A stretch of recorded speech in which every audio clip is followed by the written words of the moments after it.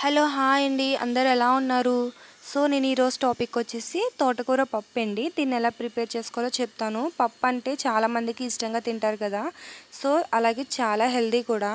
So దీన్ని ఎలా prepare చేసుకోవాలో నేను చెప్తాను. చాలా టేస్టీగా ఉంటుందండి. నేను చేసే విధానం అయితే మీకు నచ్చుతుంది. సో వీడియో అయితే స్కిప్ చేయకుండా చూడండి.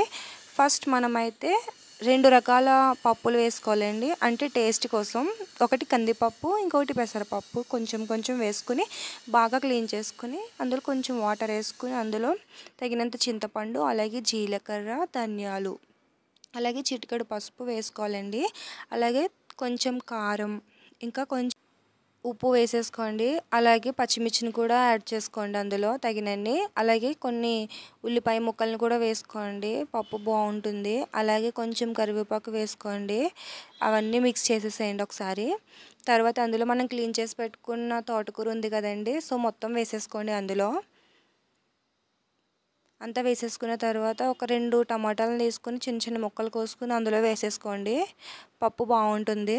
సో ఇంకా కుక్కర్ మూత పెట్టేసి స్టవ్ మీద పెట్టేసేయండి. అవి 3-4 విజిల్స్ వచ్చేంత వరకు అలాగే ఉడికించాలండి. సో తర్వాత చల్లారించి మూత తీసి పప్పు కాడ ఉంటుంది కదా మీ దగ్గర, సో దానితో అయితే ఒకసారి కలబెట్టేసేయండి. ఎందుకంటే టమాటాలు గట్రా ఉంటాయి కదా, అవి ఉడికిపోతాయి ఆల్మోస్ట్. కాకపోతే అలాగే ఉండిపోతాయి తప్ప అవి కరగవు కదా అందులో. సో అందుకనే నేను పప్పు కాడతో అయితే దంచుకున్నాను. తర్వాత స్టవ్ వెలిగించి ప్యాన్ పెట్టేసి ఆయిల్ వేసేసుకుని అందులో పోపు దినుసులు అయితే వేసేసుకోండి. సో అవి బాగా ఫ్రై చేసేసుకోవాలి. అవి ఫ్రై అయిన తర్వాత మనం ఉడికించుకున్న పప్పునంతా అందులో వేసేసేయాలండి. ఒకసారి అంతా కలిపేసుకోండి.